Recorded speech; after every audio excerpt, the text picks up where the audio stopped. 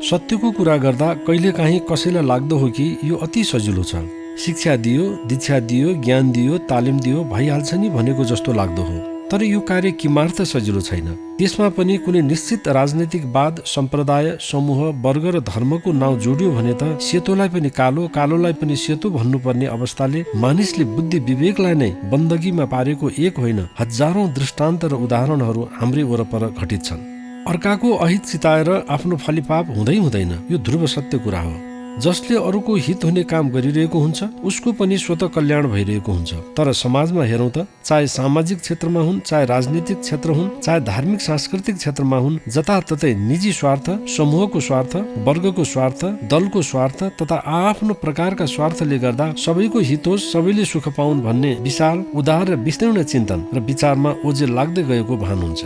त्यति मात्रै हो र स्वार्थ बीच प्रतिस्पर्धा चलिरहेको छ, कसले कसलाई मात खुवाउने भनेर। यसलाई विडम्बना नभनेर के भन्ने? निर्माण गरेर देखाउन, विकास गरेर देखाउन, भत्के बिग्रिएकोलाई सुधार्न, बिग्रेको सम्बन्धलाई मिलाउन कुनै निश्चित कारगर योजना साथ प्रतिस्पर्धा भए एकदमै राम्रो हुन्थ्यो। तर त्यसको विपरीतमा कार्यहरू हुन्छन् र पो डरलाग्दो स्थिति, भयावह वातावरण बन्न सघाउ पुर्याइरहेको हुन्छ।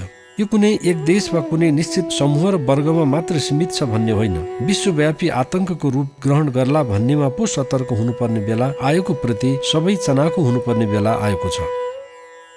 बिगार्न जति सजिलो छ, बनाउन हजारौं होइन लाखौं गुणा गाह्रो छ भन्ने साधारण कुरालाई नबुझेर भएको सबै ध्वस्त पारेर शून्यको स्थितिमा ल्याएर वर्ग सङ्घर्षको माध्यमबाट विकासको लहर ल्याउँछौ भनेर सर्वहाराको कुरा गर्ने मार्क्सवाद, लेनिनवाद र माओवादको नारा कुनै बेला सर्वसाधारणलाई तत्काल आकर्षित गर्न काम लागे पनि आजको विश्वमा त्यस्तो विचारधारा व्यावहारिक धरातलमा मूल्यविहीन भइसकेको छ।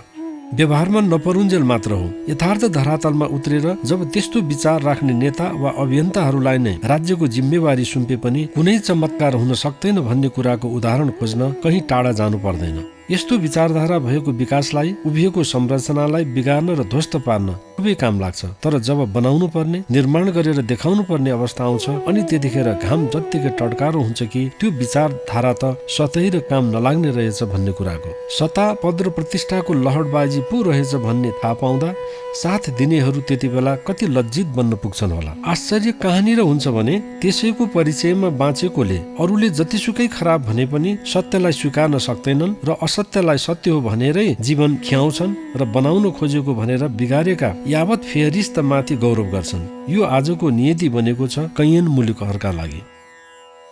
कहीँ पुँजीवादको नाउँमा, कहीँ समाजवादको नाउँमा, कहीँ साम्यवादको नाउँमा समाज टुक्रिएको छ, विचार खण्डित छ। राष्ट्रका सर्वस्व स्वरूपका सामान्य नागरिकहरू अनेक युद्ध, द्वन्द्व र अशान्तिमा जकडिएर बसेका छन्। हरेक पल सशङ्कित छन्। घर बाहिर गएको व्यक्ति फर्केर आउने हो या नआउने होको पीडादायक अवस्थामा जीवन गुज्रनु पर्दा तथा आफ्नै देश पराई देश तुल्य भएको अवस्थालाई जन्माउँदा पनि त्यसका वास्तुकारहरू मानव कुनै वीरतापूर्ण कार्य गरे झैं सम्झन्छन्। त्यस्तै कृत्यलाई कतिपय व्यावसायिक सञ्चार माध्यमहरूले बढाई चढाई वा डर धाक धम्कीको कारण साथ दिँदा परिस्थिति कसरी उताउलिन्छ र त्यसले असत्यको बाटोमा हिँड्नेहरूको जमातलाई कसरी प्रोत्साहित ल्याउँछ भन्ने कुराको छनकको पूर्वानुमान गर्न नसक्दा समाज अनेक रूपले कुण्ठित बनेको, जनताहरूको जीवन बर्बाद भएको, राष्ट्रको अस्मिता डामाडोल बनेको मूल्याङ्कन र विश्लेषण समेत हुन नसक्ने परिस्थिति बन्न सक्छ भन्ने अनेक उदाहरणहरू यत्रतत्र छन्। सत्य सिधा हुन्छ तापनि यसलाई स्वीकार्न कति गाह्रो हुन्छ भन्ने कुरा जो कोहीले भोगि नै रहेको हुनुपर्छ। एक टुक्रा पाउरोटीको लागि छटपटिएका जनता, समयमा औषधि उपचार नपाई असमयमै मृत्युलाई वरण गर्न पुगेकाहरूको दर्दनाक दिनचर्या, वर्ग सङ्घर्षको नाउँमा नयाँ नयाँ उत्पीडनले ग्रस्त कतिपय देशहरू विगतमा र अहिले पनि 10औं वर्ष लगाएर लाखौं अरबौं डलर खर्च गर्ने गरेका परमाणु परीक्षणले सर्वहारा वर्गको प्रतिनिधित्व गर्छ? कतै गर्दैन। यसले त उल्टै जनतालाई भोक भोके मारेर भए पनि विश्वको शक्तिशाली राष्ट्र बन्ने र आफ्नो विचारका अनुयायी राष्ट्रहरूलाई हात हतियार बेचेर संसारलाई त्रस्त तुल्याउने अभिप्राय रहेको स्पष्ट देखिन्छ।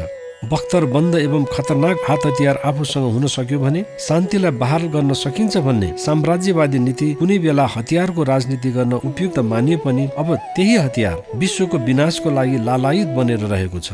तकिया मुनि हात हतियार राखेर कसैको लागि अपवादको रूपमा निन्द्रा आउला, तर अधिकांशको लागि यो निन्द्रा हराम गर्ने माध्यम हो भनेर बुझ्ने दिन कहिले आउने होला? अशान्ति मचाउँदैमा शान्ति आउने होइन, शान्तिबाटै शान्ति आउँछ। यसैले यसको लागि प्रयास गर्नु नै सबैको लागि हितकारी हुन्छ। विश्वलाई सदैव कि धर्मले कि राजनीतिले नै डोराएको देखिन्छ। कुनै जमाना थियो धर्मकै एकाधिकार रहेको अवस्था थियो। धर्मको नाउँ लिएपछि गर्न हुने गर्न नहुने यावत कार्य गर्न छुट थियो। अपवाद स्वरूप कहीँ कतै यस्तो नहुनु अर्कै कुरा हो। हिरोसिमा नागासाकीमा परमाणु बमको विध्वंस मचाएर लाखौं मानिसहरूको ज्यान जाने कार्य हुँदा पनि धर्मको बचाउको लागि आवश्यक थियो भन्ने जस्ता कुराहरू त्यतिखेर नआएका होइनन्। अहिले राजनीति हावी छ। देश रक्षा र राष्ट्रवादको नाउँमा अनेक वितण्डा र अमानवीय कार्यहरूले प्रोत्साहन पाइरहेका छन्। धर्म औपचारिकतामा सीमित हुँदै जाँदैछ। धर्मको दुहाई दिएर अनेक अमानवीय एवं विकृतिलाई जीवनचर्या बनाउने अवस्थाको सूत्रपात तीव्र गतिमा बढ्दै गइरहेको तर्फ थोरैको ध्यान जान सकेको छ। धर्म पलायनवादको नमुना भनेर माघ, नृत्य आदिले भन्नु र अहिले करिब करिब अधिकांश त त्यस्तै रूपमा देखिनु कुनै संयोग मात्र हो भन्न मिल्दैन। अनेक शिक्षा र विद्यालय लेस भएको अहिलेको समयमा त यस्तो कहाली लाग्दो अवस्था छ भने उनीहरूको जमानामा कस्तो रूप थियो होला। त्यसैले मार्क्सले धर्मलाई अफिमसम्म भन्न पुगे। यसमा दुःख मनाउ गर्नु कुनै कारण छैन। धर्मको नाममा विभेद, छुवाछुत, सानो ठुलो, उच्च नीच जस्ता जातिगत भेद राख्छौं, मानिस बीच ठुल्ठुला पर्खाल उभ्याउँछौं भने त्यसले मानवताको विकासको लागि कहिल्यै पनि हित गर्न सक्दैन। बरु त्यसले त मानिस बीच फुट, कलह र रक्तपातलाई जन्म गराउँछ, जुन इतिहासका पानाहरूमा प्रशस्त भरिएका छन्। इतिहासबाट पाठ सिक्न जानेनौ भने इतिहासलाई नपढे पनि हुन्छ।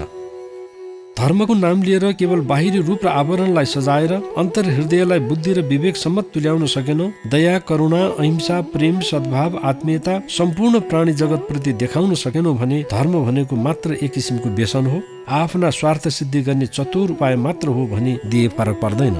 धर्म कार्य मानिसले बाहेक अरू पशु प्राणीले गर्न सक्दैन। उनीहरू त स्वाभाविक प्रवृत्ति जे छ त्यही गर्ने हुन्। धर्म भनेको मानिसले धारण गर्नुपर्ने असल गुणहरू हुन्। सद्गुणहरूलाई अवलम्बन गरेर जीवनयापन गरिएको छ वा त्यसैलाई जीवनशैली बनाएको छ भने धर्ममय जीवन बन्यो। होइन, धर्मको नाउँमा अनेक विकृति, विसङ्गति, परम्परा, संस्कारका नाउँमा अनेक कूडा कङ्कट स्वरूपका जन्जालहरूमा अल्मलिन थाल्यौं र अझ मानवताको पक्षलाई बिर्स्यौं भने त धर्म भन्दा भन्दा अधर्मलाई पो बढाइरहेका हुनेछौं जानी नजानी। अनि धर्मभिरू जम्मा तयार हुन्छ। अनेक अन्धविश्वास, रूढीबुढी, भूत प्रेत, बोक्सी, धामी झाँक्रीको चक्र व्यूहमा मानिस फस्न पुग्छ र पुगिरहेको पनि छ। आफूले आफैलाई चिनेर अर्थात् अनुशासनमा राखेर अरूको हितले नै मेरो हित र कल्याण हुन सक्छ भनेर निर्माण गर्न सकिने सौन्दर्यपूर्ण, शान्तिपूर्ण र आनन्दमय स्वाभाविक स्वरूपको जीवनलाई कुरूप, कुण्ठित, बेकम्माको तुल्याउन मानिस यसरी व्यामोहित भइरहेको छ। समाजमा देखिँदै गएका र बढाइँदै गएका व्यसन, दुर्व्यसन, दुराचार, कुण्ठा, विकृति, विसङ्गतिले भित्राउँदै गएका अनेक झन्झावातहरूलाई सम्झदा साँचो र जीवन्त जीवनको लागि तथा बोधपूर्वकको जीवन यापनको लागि चाहिने चेतनाको तत्त्व हराउँदै, मानवतालाई कुल्चँदै, सत्यको बाटोलाई बिर्सँदै विस्मृतिको गर्तमा जान लागेको अनुभूति हुँदैन? सम्झदा पनि डर लाग्ने अवस्था जताततै देखिँदैछ।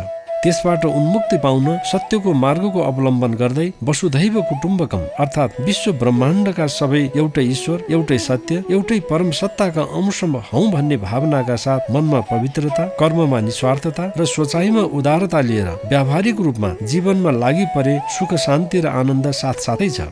यसपछि नै सुख, शान्ति र आनन्दको अनन्त धारा निश्चित हुन थाल्छ। सत्यलाई चिनिसकेपछि सुख, शान्ति र आनन्दको लागि कतै भड्कनु पर्दैन। ती सबै यही छ, नजिक छ, साथैमा छ।